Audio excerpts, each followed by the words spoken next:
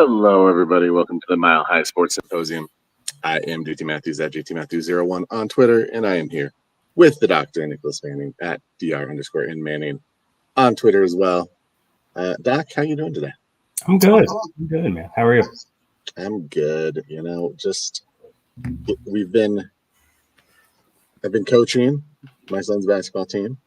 We had practice yesterday, and I had to take him to urgent care today to get his finger looked at because he thought maybe there was something wrong with it.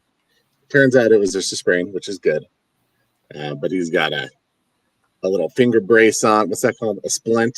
A little splint on. So he's going to be playing lefty today at practice. We're gonna make it work. Plus, I've been going with the back. I hurt my back on Saturday, and I've just kind of been like slow moving all week. Got to work from home the last few days, which was nice, but it's been a weird week that way. Just getting through it, though, Yeah, you know what? Sometimes that's just what you got to do. You just got to do it. How's the kiddo with the broken ankle? She's good. I'm just annoyed with it, Sure. How many times I got to lift up her wagon. Yeah. No, I mean, that's fair. She's good. It's like 3 more weeks. She should be able to get out of the boot. That's good. And then if it goes okay for the next 2 weeks after that, then she can resume activities. Okay, cool. So it's like 6 to 8 weeks. It's funny that they're both like, at an age where they're competitive in their sports and like little injuries. Well, obviously hers isn't a little injury, but his is a little injury. And it's just funny. Like, I'm like, don't go so hard at school playing flag football because I need you to go out and play basketball on Saturday. Yeah. I mean, he's got to play. I need him for soccer. Yeah. It's a gift and a curse. It's a gift and a curse. For sure. We appreciate you, Clayton, always. And please, yes, do those things. Yes. Thank you, Clayton. Appreciate you. Well, let's just jump right into it today. We got a lot to cover. Starting with your Colorado Avalanche. Training camp has begun, and they've actually played a preseason game already. Yeah. I can't remember if it was last night or the night before. It was the night before. 3-2 loss to the Dallas Stars. Preseason doesn't mean much, but you get eyes on new guys, young guys.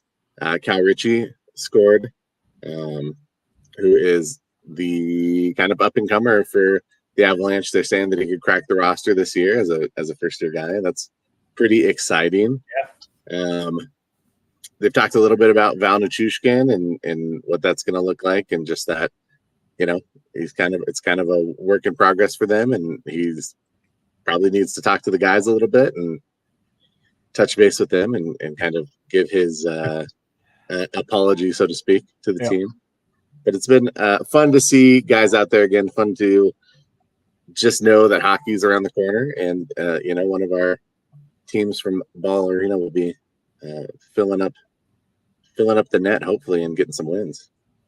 Yeah, and it's the Nuggets are what, like 3 weeks out? Yeah, I think first preseason game, is like the October 20th or something like that. Yeah, and they only have like 4 or 5, right? Maybe 3, 4, 5. Yeah, I think like 4 not a lot. 5, yeah.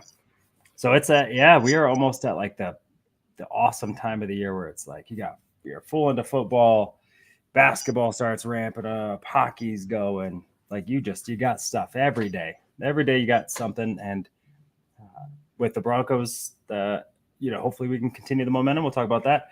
But the Avalanche and the Nuggets are, they're both conference favorites.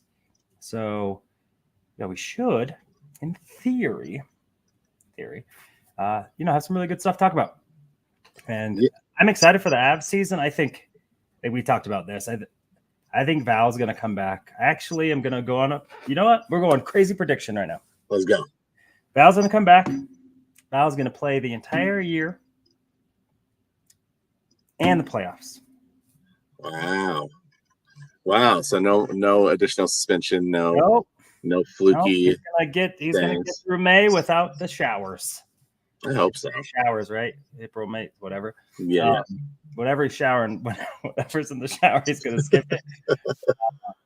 And I think Landy will find a groove by March, April.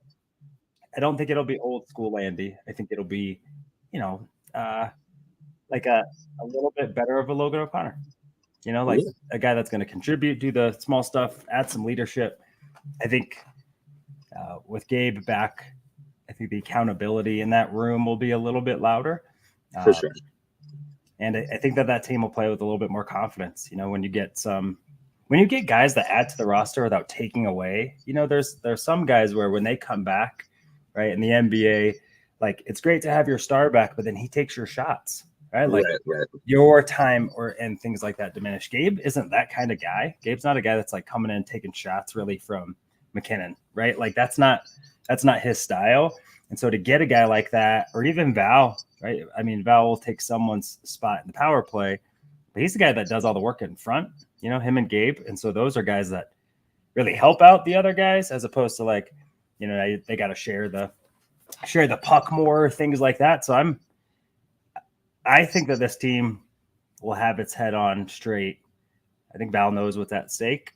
We'll see. The good news is if at any point he does get suspended, they immediately have that salary cap money available for the rest of the year. Yeah, so you can go and make a big move. If you got like $5 million to take on a bad contract, for one team, hey, we don't want him. It's a lot, but hey, we'll take that player. They're $5 million, and we'll throw you a box of Crayola crayons. And who knows? So I'm excited for that. I'm actually really excited for the Nuggets. I know we didn't plan on talking about that, but I saw Russell Westbrook video, just like him being like a nice dude. And I'm like, the shots that Russell Westbrook takes about his like persona and who he is, I think are just extremely exaggerated. And I'm excited. I think that team's gonna cause some ruckus. So I enjoy everything that's going on in that building. Super excited. I just heard that the Celtics knew Jaylen Brown. I think it was Jaylen Brown in an interview. It was either him or Tatum said, they asked, when was the moment you knew that you were going to win the championship? Mm-hmm. And they said when Minnesota beat Denver. Yeah. Like we knew that was the only team that could give us a run, and we knew if we played, like we were going to play them in the finals, and it was going to be a match. Like, whew, that gets me excited. Like, yep, they ducked one. And for as much as I love KCP, congratulations on the new boy out there, Kadavia. I think that both the teams in that building are going to do some work. So I'm super pumped about what they got going on. Pepsi's ball, the can, whatever it is. Yeah. I just think that, for both teams, you are getting teams back in there that really have high expectations. Mm-hmm. And I think teams that have different kind of pressure, I think the Avs, feel like there's a little less pressure on them. They're another year removed from the Cup. I think teams expect them to be good, but I don't know that there's the same pressure that Jokic has coming into season two. Not season two, but second season after. Yeah, I mean, you're the reigning MVP. Yeah. Yeah, it's still pretty fresh with most of the crew that won a championship, and you were favored to win it last year, kind of, betting favorite at a couple points. So, yeah, I agree. It's hard, though, because I don't know. It's hard for me to get a sense of, like, NHL pressure, Yeah, that's true. Because the media isn't as – it's not as, it's you're not under as much scrutiny as you are, I think, in the other sports.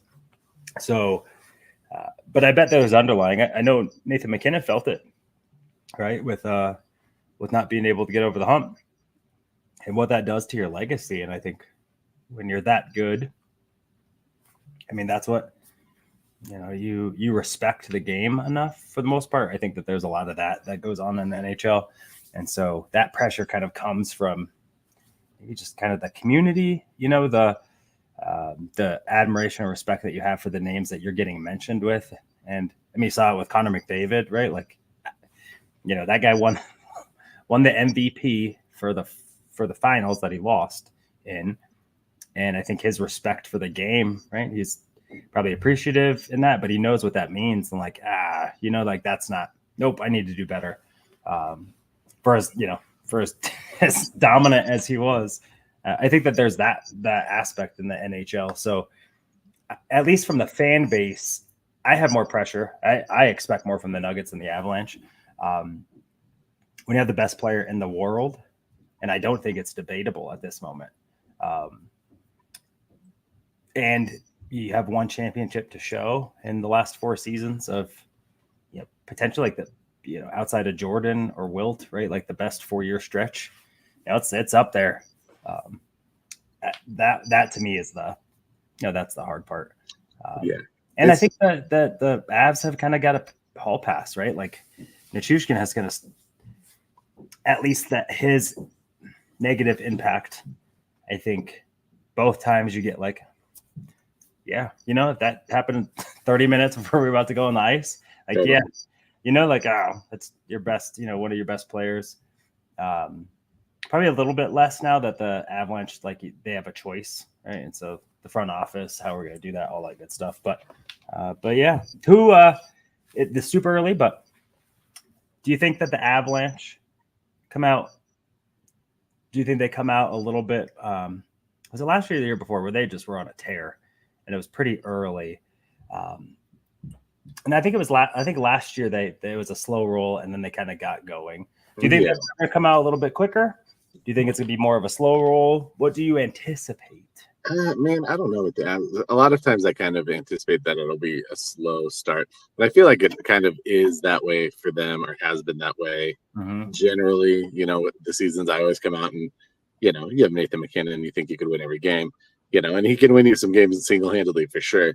But I'm kind of in wait and see mode. I think that there's still a lot of questions about this roster.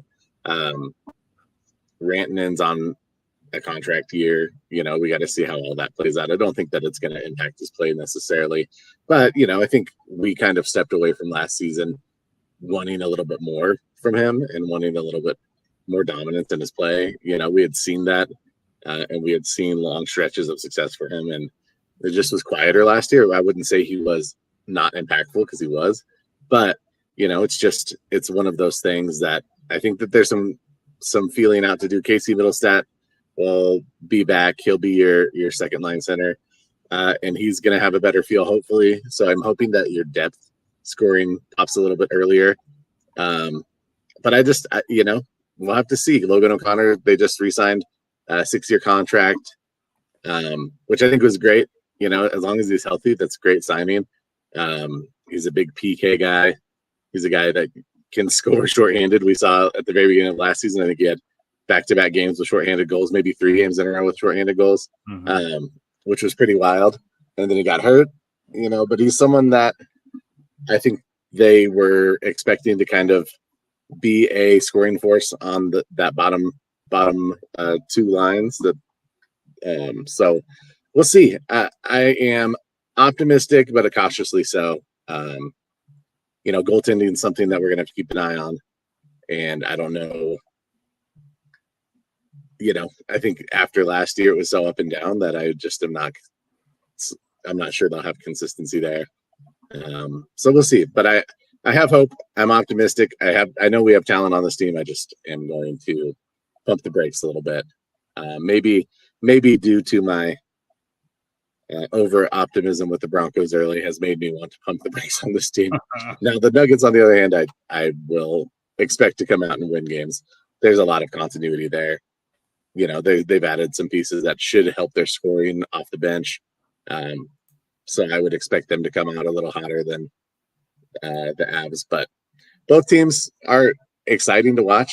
They're teams I'm going to be tuning in for multiple games a week, whether that be on the DVR later after everyone goes to sleep or trying to catch them live. But a lot of exciting things to look forward to in that building. Yeah, for sure. For sure. Let's jump over to some bittersweet news, I'd say. The Rockies season has not been great. A lot of young guys getting some play. Just, kind of another one of those years where you just kind of had low expectations and there was nothing really to show for the season as far as the wins and losses. And we are losing, I would say, one of the Rockies' greats to retirement. and Charlie Blackmon. I'll clear the space for you to kind of talk about it as a more diehard baseball fan than I. But Charlie retiring is gonna, do you consider him to be kind of in the upper echelon, or at least in that group of memorable Rockies players? Yeah, I think sadly, the bar is not high. Sure. It's a team that hasn't had a ton of success long term, but also has has been around for 30 years. So you're not, the Yankees or the Cubs or the Red Sox where you have a century worth of baseball. That said, guys, the career 293 hitter has 1,800 career hits or 1,799. He'll get one more over the next. Yeah, sure. So 226 home runs, almost 800 ribbies, almost 150 stolen bases. So a guy that produced, and I think the interesting thing about him was, I believe he was like a 13th round pick or something. A guy that was selected much later and didn't really become a regular contributor until 2013. Played like half the games, was a pinch hitter. A guy that your fourth outfielder, and then in 2014 is really when he started, and in doing so, playing in center field and Coors, it's just so much ground. I think people think of like the ball carrying and the distance when really it's the gap to gap. It's the biggest outfield in baseball, and when you have to run and cover both of those corners, or left center and right center, it adds to the wear and tear, lack of oxygen to your body, all that good stuff. Charlie really was like outside of COVID, and then getting hurt in 2023. He never played less than 140 games in any of the seasons. So you take those 2 years out. I'm sorry, he 135 in 2022. But a guy that was consistently on the field, you knew what you were going to get. 4-time All-Star, which isn't nothing. And I think that said, I think for the Rockies, he was a Rocky. But came up a Rocky. I think that there was a loyalty which Charlie Monfort has for players, which I kind of appreciate and then kind of don't, in the sense of he won't deal guys if they don't want to be traded, and at least like most, right? Sure. Tulo, it took it took years for him to finally have the goal to be able to do it. Wouldn't trade Matt Holliday when Matt Holliday, he knew he wasn't going to be able to pay him, or Trevor Story, the list, right? So that said, on the plus side, like it's a positive in the sense of, guys who really mean a lot to the organization and probably mean more in-house than they do in the prospects that you probably aren't going to get much out of anyway. It goes to say something, right? Charlie Blackmon was born and raised in Georgia and comes out to Colorado and loves it. And a great guy, great teammate, probably the most catchy, iconic walk-up song. Everyone would stop and jam it out. So I appreciate Charlie Blackmon. I think he definitely he's in the upper echelon of, but it's really in totality. Yeah. He wasn't a guy that you were scared of, but he was also a guy that I think if you were an opposing pitcher, like you had to do your homework. Like Charlie wasn't going to swing at bad stuff. You're not going to get a fastball by him, especially inside. He's consistent as all, and then he's a guy that hustles. So he's a guy that's going to take a second bag. Those things I think are tough to quantify, maybe, even for baseball nerds.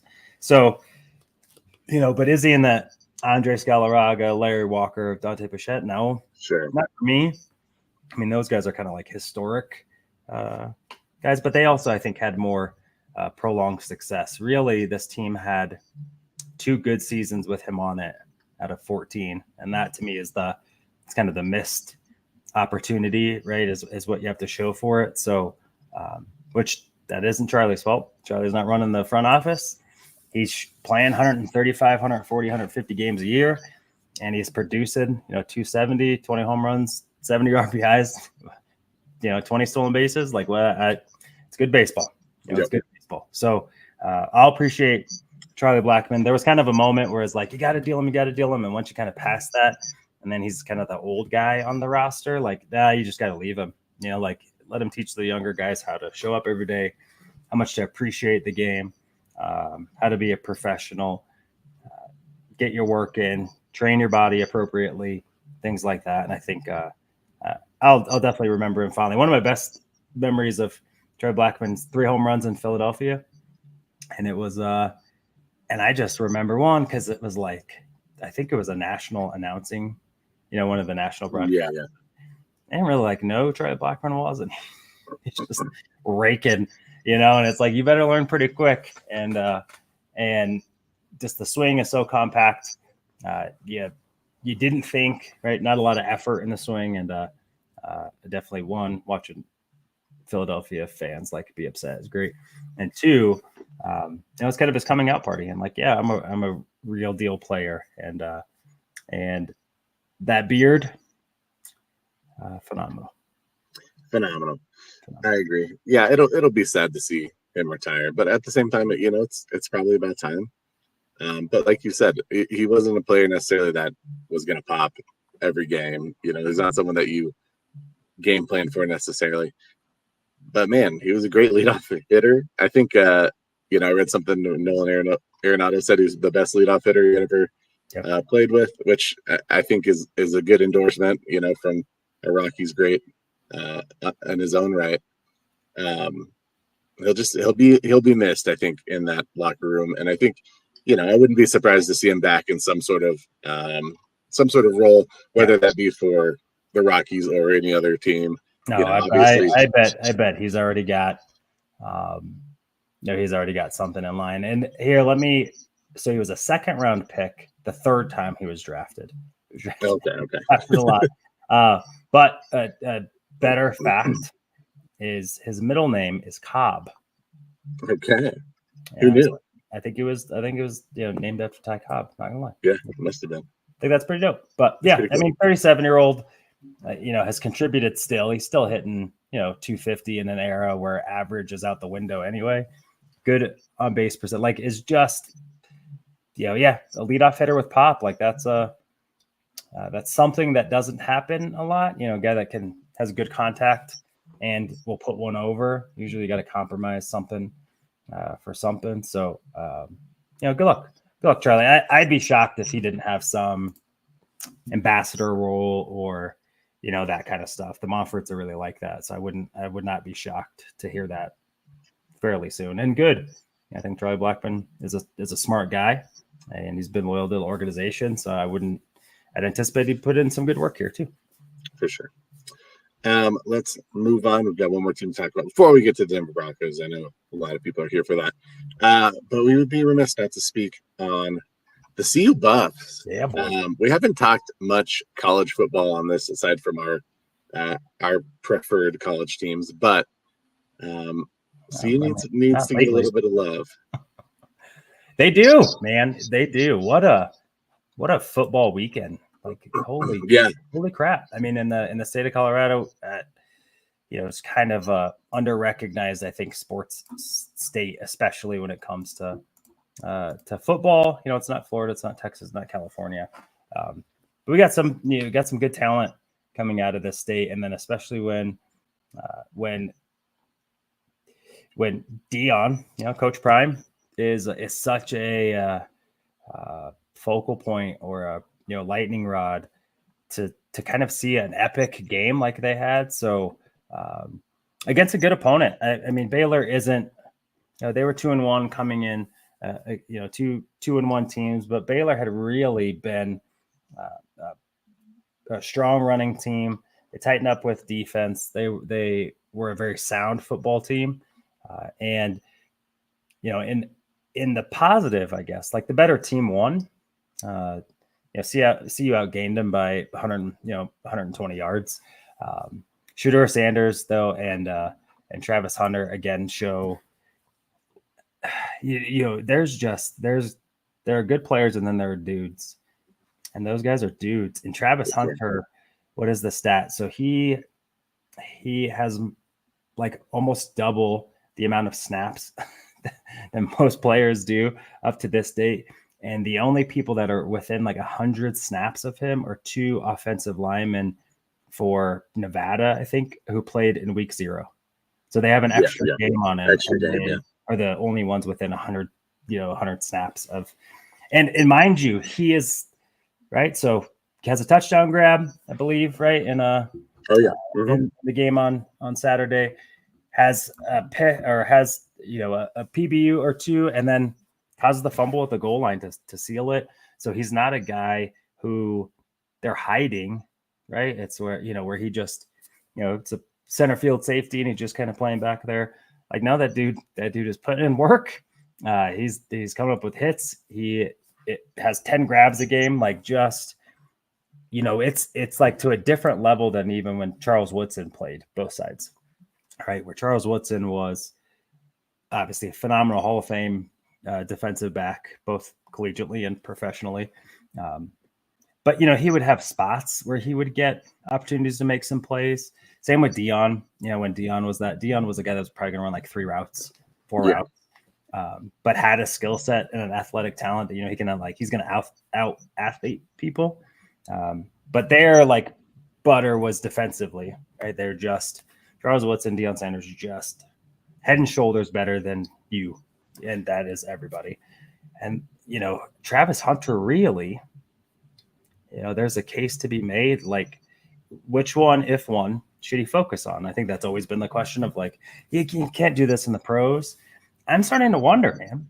Yeah, I'm starting to wonder with how many packages and sub packages, not every receiver is getting 100% of the snaps, right? So could he get 50, and he plays 80% of the defensive snaps?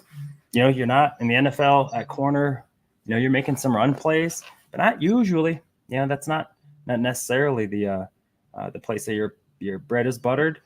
And so with that, like, if you have a top echelon quarterback and you have a defender who is sealing games for you, it's a good recipe. And hopefully it feels good to see you fans. They're 3-1 on a trip. They're like 2 touchdown underdogs this weekend in against Central Florida, which is like weird. Central Florida is like a good team, but they haven't played anyone either.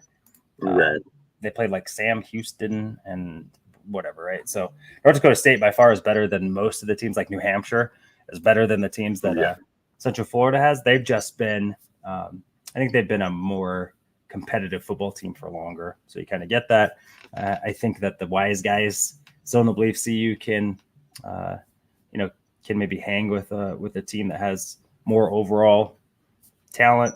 But I'd be shocked. I'd be shocked if that game was more than a touchdown and, a touchdown deficit at the end of it for CU. And I wouldn't be shocked if, as long as the weather is functional. I mean, they threw the ball for 360 yards or whatever it was in a downpour. Yeah. So, that you think that weather, or, that offense won't travel, and it sure as hell did. So, yay. Our state's more fun when the teams are good in it. CSU came at and got a win too. So it's like chalk up dubs for everyone. Our kids got a win on Sunday. Boom. So football's just better. Football's better when you win. I think you got to be able to handle it when you lose. It shouldn't be life. It shouldn't be a life altering. That said, it's way fun when you win. Yeah. I like that. With this win, I feel there's a bit of a shift in talking about Dion and starting to talk about Travis Hunter and Shedeur a little bit more. Obviously, people know who they are. They're going to be high draft picks, probably first-round draft picks in both cases, and maybe top 10 draft picks in both cases. But there's been so much talk about Dion, and how he's handled the media and what people think of him, and that people think he's a legitimate coach or not. I'm glad that the focus is shifting a little bit now that they've gotten that win. It was a tough win. It was, in a lot of ways, a miraculous win. Yeah, I think it was like 98.8% for Baylor at one point. Yeah. Yeah, and it's like, if Probably you got that on your grade, if that was on your paper that you turned in, you'd be like, boom, I'm the smartest man alive. And then all of a sudden, like, you find out that actually, not only but you lost your paper and you get a 0. Yeah. That's what happened to Baylor. Yeah, the narrative change is nice. I think I'm a big fan of Shedeur, what he does. I think that obviously there's some things he'll have to clean up, but it's hard. He's running for his life back there a lot of games. The offensive line is subpar. As far as the defense goes, their secondary took a hit with Shiloh going down. It's going to take a team effort for them to win this game. They've got to be able to stop the run against UCF. That's a strength of theirs. They have a really good back. And so we'll see what they can do. Obviously, if you can get that offense on the field, it's dynamic. There's good receivers all over the place, not just Hunter, but Wester, who had the Hail Mary touchdown, who just made a great play on the ball. And that wasn't his first one. That's not like it was just a guy making a random play. They're like 5-6 deep at receiver. It really is pretty outstanding. There's some good talent. I think the defense is much better than it has been in quite some time. I think they finally got some guys that are capable of coming in and contributing and making some plays. And it's not just the Travis Hunter show. I think he's allowed and able to do things because of the other guys, but definitely on offense, right? You got Jimmy Horn Jr., who I think is an NFL caliber player, Travis Hunter, Amorion Miller, who is a sophomore, who's going to be, I think, a really, really good one. Will Shepard, who came, is an NFL player. He's getting a few grabs a game, but they wanted to come over here to get NFL coaching, and LaJonte Wester, who is, again, I think was setting records at USF. And so it's pretty cool that guys want to come here. Yeah. Last year he had 108 catches, 1,168 yards, 8 touchdowns. And he's like, hey, let me go here. And through 4 games, he has 18 catches. Yeah. I mean, he's already got 4 touchdowns, so they know how to use him and when to use him. But there's the talent is getting there. Now can you get cohesion with that group?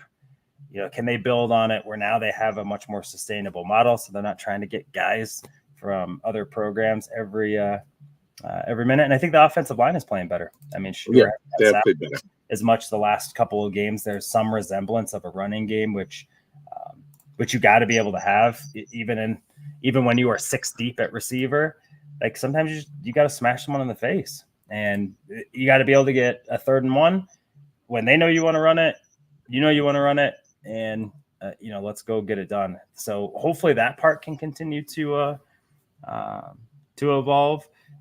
But I'd be, if Travis Hunter isn't in New York for the Heisman, normally I'm not really they don't really get too much about who wins what. But if it's, the chalk where it's 4 quarterbacks and crap again, I'm not even saying he has to win it, but to not think that guy is not the most talented football player in the country and is producing at 130 yards on Saturday, and a forced fumble. Who was it? I think was it Koenigsberg was I love it that my wide receiver or my corner or whatever, has their own touchdown to interception ratio. The guy is, it's not a fluke. He does it against everybody. It doesn't matter what jersey they got on. The vibes are nice. And I feel like Deion's Coach Prime has toned it down a little bit. I think over the last few weeks, I think he kind of got the message of hey man, you're riling people up against us that it doesn't need it. They're already they are a type of football team. It's kind of like the U back in the day where it's just they're going to be brash. Shedeur is going to be brash. And to be honest, he balls out. I haven't seen him. He's had a bad throw this year against Nebraska. And outside of that, that guy's been nails. Travis Hunter's actually a really quiet guy on the field. He's loud. But those guys ball out. And so it's a little bit of like, in this kind of culture in this day and age. And it's been like that for the most part. Like 20-somethings all do this kind of stuff. They've done it every generation. Sure. There's just varying degrees of what it looks like. 100%. So, he backs up. He walks his walk to be able to come back in the ways that he's come back.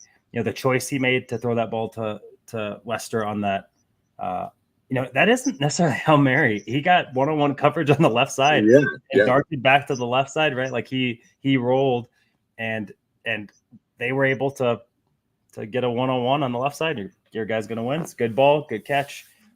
And then continue to score again in overtime, not let that be the moment. So, if they go get this win, though, I would assume top 25. If you were to look at CU, where would they rank? So how you kind of understand the Big Ten? Yeah. So you got Ohio State. Ohio State is right now, right? I would say it's pretty clear, at least to me. Ohio State is up here. Then maybe you got Oregon. Sure. And then you got who's at the bottom, like Indiana. Yeah, no, I think Indiana is actually playing well, but like where would you put Northwestern, Rutgers? Where would you put CU in the, in comparing it to that kind of conference? Which I think the Big 12 is a good conference. They have really good teams, but it's more like middle fat than it is high echelon talent. So where would you put them if they were in the Big 12? Yeah, or Big 10.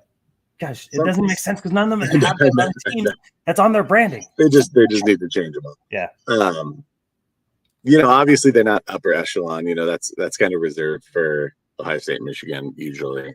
Penn State some years will kind of hit that upper echelon. There are a few years with Wisconsin up there, but Wisconsin's kind of fallen a little bit. I would say they're middle of the pack, probably maybe right below like an Iowa, kind of a team that's always competitive, but kind of always on the outside looking in. I think that they could reach that. I don't know that they're there yet, but they're climbing. I think Nebraska's in kind of that same class, even though Nebraska kind of puts CU back on their butt a little bit in that second game. But I think they have the potential to kind of be at least a contender, at least maybe a pretender contender, but somewhere fighting to be seen in that conference. It's not like I expect them to get buried. I don't think that top to bottom, like you said, it is a little bit fat in the middle. But I could see them getting a win against some teams that, if they went up against Michigan State, for example, a team that has had success historically, but is kind of on the side. I could see them winning a game like that, but it'll be interesting to kind of see how it all plays out. I look forward to kind of watching them this season. And I wasn't really, I watched a few games last season, but I wasn't as excited about watching them last year as I am this year. This year, they seem a little more locked in. They have a little more talent. I like the top guys, but, I think that it's fun to watch guys like Jimmy Horn Jr., guys like LaJohntay Wester, kind of find their role. Fun to see, obviously, the impact that Hunter has out there. Obviously, Wester's are able to get one-on-one coverage because they probably got three guys over on Travis Hunter to make sure he doesn't get the ball, and I think he knew that. Yep. And he knew that what his role was in that play, and it was not for him to catch the ball. Yep. And I think to give some credit a little bit too, right? They have Jordan Seaton, who is a 5-star tackle recruit who is playing as a true freshman and is getting better every week. Hank Zillikas, not sure, but they got a sophomore center. He went to Cherry Creek. He's starting. He looks like a long-term, mainstay on that offensive line. And so it's a little bit of like, for all the flash in the pan, like all that stuff, there's some pieces here that I think are going to be here for a bit or could be here for a bit. And if that's the case, I think that that's a team that they can really, they could really kind of start to continue to build.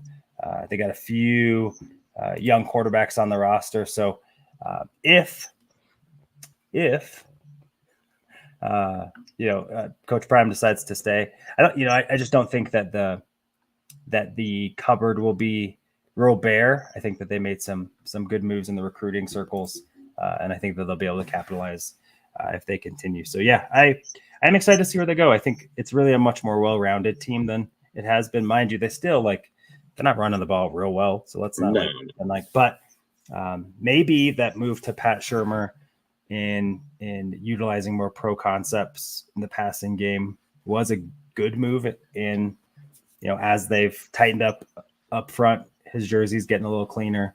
And so good for them.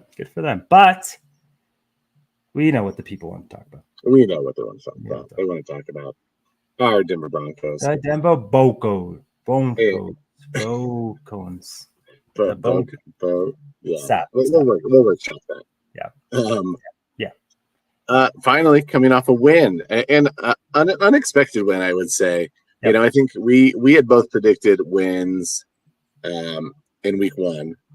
I think we felt okay with. Actually, I might have not predicted a win. I might have predicted a loss. I think we both got there. I think there were some makeups for that. I think we knew that week two was going to be a tight contest because of how good Pittsburgh is, but thought that the Broncos should be able to build on week one to week two. They regressed for sure. For sure. It was absolutely horrendous watching that football. And they came back in a big way. You're playing against a really good offensive team. 2-0. They just beat Detroit in Detroit, who essentially was kind of in the Final Four of the NFL playoffs last year, and is one of the early favorites to represent the NFC in the Super Bowl. That puts you on notice. And it's an early start, East Coast time, with the offensive output that looked terrible. So, of course, what do they do? Come out throwing.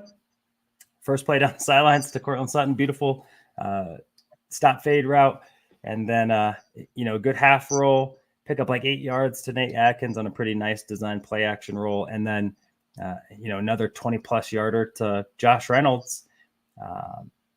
And then they overcome a false, a delay game penalty to get the first score of the game, and never looked back. It for sure was a game that they had control early, and it felt like it. And that's a good feeling, because that has not been the case with this team for some time. I'm trying to think, like last year, it really wasn't the case, right? Because they needed turnovers really to kind of.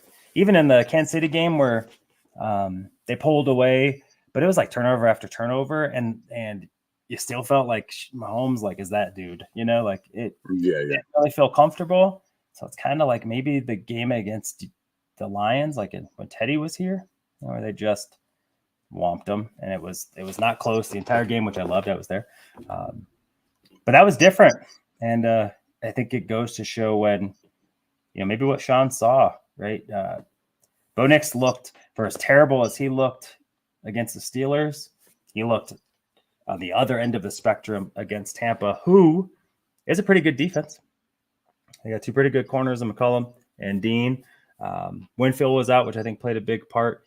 But linebacking core, they have a good defensive line up front. And so this, and Todd Bowles is a phenomenal. He's a great phenomenal coordinator and head coach, and so that's not nothing. That is a pretty good statement win. What did what's a key takeaway from you? What did you feel like you got most from watching that game? I was a little bit impressed. I had very low expectations for offensive line play, and though I don't think that they were great run blocking, they kept a clean pocket for the most part, and Bo was able to kind of execute as he needed to. Uh-huh. I assumed with our tackles being out that it was gonna be ugly, and I really didn't see much of that ugliness. There were moments, of course, but they stepped up individually a lot more than I expected them to. That was kind of my first, kind of in reflection of that game. Like, hey, Bo was able to operate the way that I think they want him to be able to operate. And then additionally, on top of that, it's something that we've talked about on here before. They had some designed run plays for Bo, which I think is big. When your running game is struggling, it was important for him to use his athleticism, use his legs, and take advantage of those. Soft coverage they give you sometimes in the middle of the field, and they were able to take advantage of that. I think those were kind of two of my first, in reflection, where we found some success. Yeah, I love it. My guy, Palshevsky. Mike McGlinchey might have a more difficult injury to come back from than we have anticipated. We'll see. We'll see when they get some tape on him. But he looked good. That there wasn't a lot of pressure from that right side. When Matt Perth has had to come in the last 2 weeks, I think he's looked serviceable, which has been nice. I think this week for sure, they were on the same page. There wasn't as much missed assignments, and you're going against a pretty good defensive front. And so you're going to win some, you're going to lose some, but to beat yourself by not being in the right places, you can't do that as an NFL team. And I thought that this group, I agree with you. I think that they played really well. I think on the other side of the ball, how nice is it to play with the lead? You can see how a pass rush starts to happen, right? And so I'd give, if we were still doing the orange and brewskis, I'd give one out to Riley Moss, PFF's highest graded corner in week 3. Did give up a touchdown against Chris Godwin. Was right there. What are you going to do? But had some really timely pass breakups, and I believe he's the one that caused the fumble, if I recall, that to seal the game. He's ascending, which was we don't know. I mean, you hope that the coaching staff understands what they're looking at, without bringing in a real player on that side of the ball, and then you kind of see what Brandon Jones. Why they wanted him. And interesting that he gets a pick same day that Justin Simmons gets a pick against Patrick Mahomes. But you kind of see, you've seen he is a guy that flashes, and you can see a little bit of okay. In the Broncos defense too, you can see the speed difference and what their safeties are able to do versus the last couple of years with some older guys who weren't necessarily fleet of foot per se, but not too bad. And then, a couple of names that I wasn't expecting to hear on a multiple sack day, Dondra Tillman. Yeah, Tillman was big. Yep. Outside linebacker, college free agent out of Pennsylvania, not Indiana. Yeah. Has 2 sacks. The guy was like an absolute nightmare. He was all over the damn place. So that was that was really cool to see. I think we would be remiss if we didn't talk about 2 things that I think need to go better. First, Javonte Williams, he looked good in the passing game. He did some good plays. If I see him head down into the back of an offensive lineman again instead of being patient to the hole, I'm going to lose it. And that injury really, I think, has significantly changed not just his physical capabilities and burst, but he wasn't really a guy that utilized a ton of vision anyway. He's going to find a hole and he's going to get through and he's going to carry dudes. But he can't carry dudes right now. And so when you don't have the vision and you don't have physically what made you special,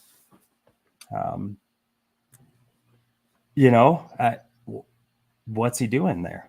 And that, I think, has to get figured out. You saw Tyler Bidet, which it is Bidet, I guess, even though Bidet. It is Tyler Bidet. And what? Yep. Yeah. But Tyler's looked great. Is now officially on the active roster. That guy has to get more touches.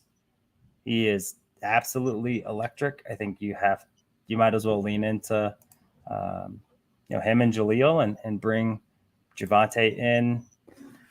But Javante's got to start earning his worth before Audric comes back, or I think there's a very good likelihood that he has a sprained ankle at some point. Or gets hurt or something, it's rough. It's rough to see that downfall, but for as loyal as the Montforts are, I am not in this. We can't we can't not have a running game, not develop, not put ourselves in positions to win games because we're loyal to a guy that we've given all of his money to. He never got cut. He's playing through his his fourth year, I think, and he's getting paid. So he's just not contributing. And then finally, Alex Singleton was notified he got injured in the first quarter, tore his ACL, played the entire game. And it was just announced today that he is done for the year. The Broncos then coincided and made 2 inside linebacker additions. If this were 2019, I'd be super pumped. Totally. You got Quan Alexander, who has been a really good player. He's like essentially a mercenary. Played with Sean Payton, I think, in 2021 in New Orleans. But Zach Cunningham, who, if I recall, was like, has had Pro Bowls to his career. Both of those guys have. Even some all-pro first, second team, potentially caliber seasons. I know Zach Cunningham, I have heard, is not a great guy in the locker room. He's just not a nice dude. But in the end, the NFL is, those guys aren't getting paid millions of dollars to find buddies. They're there to go and contribute and play. So to jump on it, in my opinion, getting guys, so the name recognition is kind of nice because we know where to go and who they're, what they. It's pretty easy to find how they've been producing.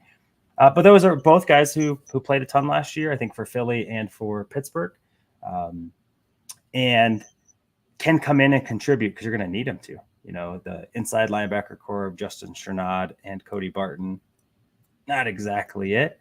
I think that this loss is pretty devastating. I'm glad that they moved and those guys were available still. I think Quan Alexander will probably give us a tick under what Alex gave us. Yeah. But significant, and I don't know if Zach Cunningham has much really good football, but as a fourth linebacker, probably, I think they could have done much worse. So good moves out of necessity, but they were good moves nonetheless. So what are your thoughts? What do you think the Broncos need to improve on the most going into New York to play Aaron Rodgers and Nathaniel Hackett? And Nathaniel Hackett, yes. That was the other name that I was worried about. It was Nathaniel Hackett. Just to touch on the Singleton thing, it's a little bit heartbreaking. Yeah. It really is he's just such a he's been such a good player, and he was voted captain, and this is probably one of the first years that he's kind of been decisively number one linebacker on a team, and it's just it sucks to see. I'm glad we brought in some veteran presence that can probably fill that gap, at least as a committee, if not individually. So that's good. I do like those moves, but I just had to say that. Going into matchup with the Jets, I'm excited to see how our secondary holds up. Obviously, Pat Surtain's been phenomenal. Just kind of looking at his numbers against DK Metcalf, against Mike Evans last week, against what's his name? George, what's his name? With the Steelers, I can't think of his name. Pickens, thank you. Really, those guys had not huge impact on any of those games.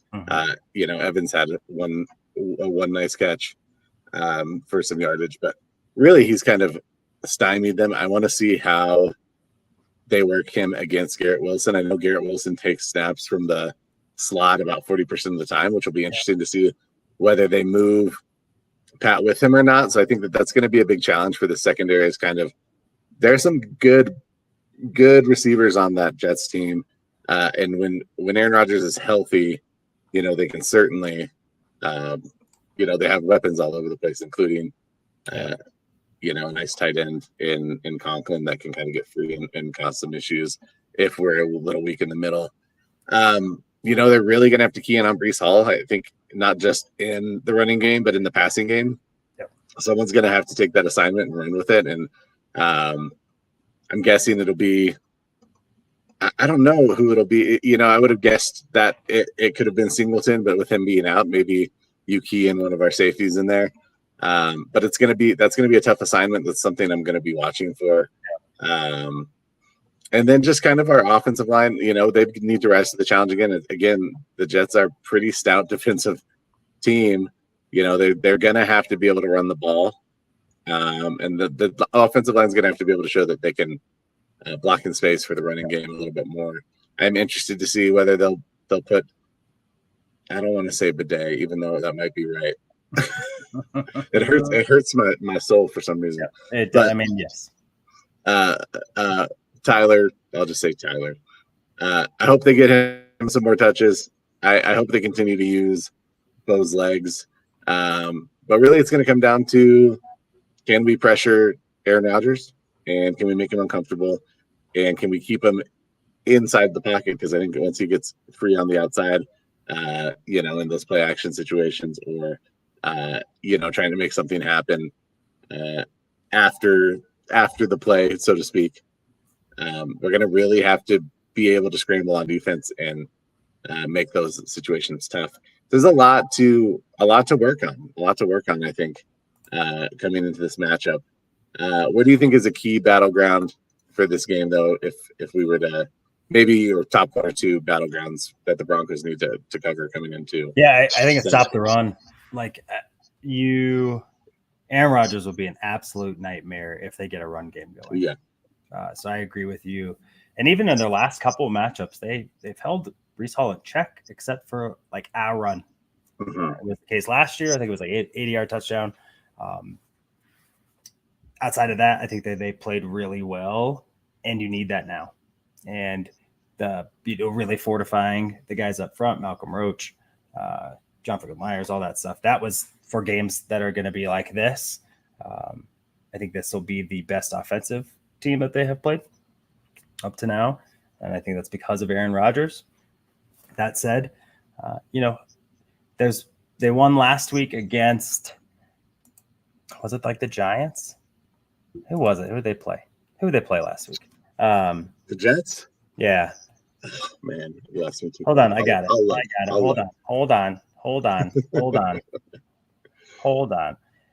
They played the Patriots last Thursday. Oh, yeah, that's right. And then they played the Titans, and then they got their face kicked in by the 49ers. So, they beat the Titans by a touchdown. So not exactly like they got outgained by Tennessee, had more passing yards. Will Levis had more passing yards than Aaron Rodgers. They got outrushed, yards per play. They got out first downed. But in the end, it's because they turned the ball over twice that I think the Jets win. So this isn't necessarily like a juggernaut of a team, but again, it's East Coast. East Coast game early again, so they have stayed out East Coast. They are in West Virginia practicing right now, so hopefully they stay away from the moonshine and all that good stuff. But this to me is going to be a huge thing. Stop the run. I think you give yourself a really good chance to win. Defensively, the Jets haven't played like the Jets yet, so hopefully you can continue to maybe catch them when they haven't woke up yet defensively. And keep the game close. Give yourself an opportunity to gut one out. Tyler Badaddy. I really hope. I think if he's featured,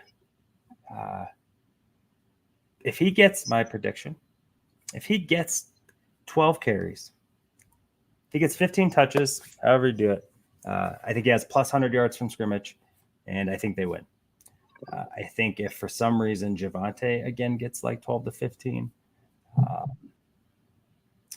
I think that they'll lose. I think that just being able to stay ahead of the chains, that's what the difference was against the Bucs, was you're just positive. You're in good position, whether it's a 3-yard gain, 4-yard gain. There's dink and dunks where you throw it and a guy breaks one tackle, falls forward, gets 4 yards. That keeps you on track. Your playbook is still open to you to be able to execute. The defense can't guess, and you put yourself in an opportunity really to dictate. I think if they can do that, which has to be accompanied by a quality, a running game, then they got a shot. And I just don't know. I don't know what Javonte can do to turn a switch back on. Like, I don't know what it is. I don't know if it's mental. I don't know if it's physical. I don't know if it's both. But he hasn't been good. And if they try and continue to force that peg in that hole, I think it's gonna be a detriment to the Broncos. So that's my thoughts. I think that they got to be able to run, got to be able to stop the run, and I think from there, you give yourself a pretty good chance to win that game. And I think Bo needs to know where Sauce Gardner is at all times. That's someone that he's really got to make sure when pre-snap, you know where that guy is, and I wouldn't say avoid him, but definitely be selective with where when you're attacking that side of the field or that receiver specifically that he'll. What's interesting is he has a 62.6 PFF grade as of now, but Pat Surtain has something pretty similar. So I do know that Pat played great last week. He hasn't necessarily played phenomenal the weeks before. So I wouldn't be shocked if that's a little bit of Sauce Gardner. And yes, we don't need to have a pissing contest with them to be able to win. But you also, I think, when we had the game here a couple of years ago where Sauce interfered with Courtland in the end zone, I think Court owned him then that game. Yeah. I think that was a game that he showed up pretty well. So you hope you get something of the same. But yeah, utilize your tight ends. If there were a day to let Greg Dulcich be a factor, could be this one. I haven't seen Kroll in a little bit. Don't know what's going on there. But I think that would be key. Yeah, don't you can't not throw at them at all, but let's not live over there either. Yeah, for sure. Final predictions. Why don't you go? I'm gonna stick on the positive jinx side potentially, and I'm gonna say the Broncos lose. They lose 27-21. But Bo Nix throws his first career touchdown pass. So that's good. Okay. Yeah, but it's a competitive game, and the Jets just kind of have a little too much offense for the Broncos to win. I too am predicting a loss, and maybe it's for jinx, maybe it's not. But I think it'll be a close game. I think it'll be 24-21 Jets, and for the same reasons. I think they're going to struggle to contain Breece Hall, and I think that if you give Aaron Rodgers an opportunity to win at the end of a game, he's probably going to take advantage of that and maybe make a young team feel that. So the fact that it's close to the end kind of makes me the feel that I have is that it'll be close at the end, and that it makes me want to give the edge to Aaron Rodgers. Yeah, I would say, the cool part about this is if for some reason they can go in and sneak out a win. So one, you got back-to-back wins over teams I think will be in the playoffs. Yeah. 2 wins and back-to-back East Coast trips, early start times, which just has not been the norm. And then on top of losing, probably your second best defender, that says a lot. Then your next stretch. So then the Broncos come home for 2 against the Raiders and against the Chargers. Justin Herbert is struggling with health. If Justin Herbert doesn't play, there's no way in hell that they're just not good at that. If he's there, it provides their run game with a little bit of space to work, and they need that to win. You saw how fragile the Saints are after their game this last week, and then again home against the Panthers. Even though the Red Rocket was supposed to be Red Rifle, but Red Rocket's fun too. Was an upgrade. You still feel really good about having that game here at home. So you got 3 out of 4 at home against against teams that are combined 500. So you're playing teams that I think are coin flip, maybe on neutral turf, but you get 3 of them at home. You win these 2, you're 2-2. You have potential maybe to go 3-1 over the next 4. 5-3 after 8. That puts you in a good spot to be in the meaningful games portion of the season and have them be meaningful. Yeah, I agree. And just a quick shout out to Bo Nix. He just looked more composed. Not that he's looked super uncomposed. I don't know. Last week, and a couple of times in Seattle, I think there were like, what? Like, that's not what we thought we were getting. And that was not, he not only composed, but how he ducked out of that sack Yeah. On that Two backside. offensive linemen, like under someone's leg, around the horn, like I don't like all this stuff. Gained like 25 yards, right? Came up with a little swagger, a little quick pump, first down. That was a guy that looked like in control, not just. Sure. And that was nice to see. You know, he took a couple lumps and responded. It's going to happen. It's rookie year. You're going to get, next year too. You're going to get punched and got to get up. And that dude got up, and that's why he's got a C on his chest. That's right. All right, we are done for the day. But hopefully we'll be back next week after Broncos win, and hopefully after CU win as well. But we'll certainly be back. We'll be down to break it all down. Thank you again for spending your time with us today. We appreciate you. And as the seasons roll around, we're getting closer to hockey season, not just preseason. We're getting closer to NBA basketball with the Nuggets, and we'll be here to talk about it with y'all. But thank you so much. We appreciate you. And if you need a sports prescription, make sure you ask a doctor. Hey, let's go. Fast lane when I pass in the street, bag of money in the passenger seat. Tempo's been asking for me on the road from the west to the east. Way up, I might never come down, cause the coast's racking up the flight miles. So high, I might never come down, so what, this is my lifestyle. Wait a minute. Work hard for the car, so that's why it's all tinted.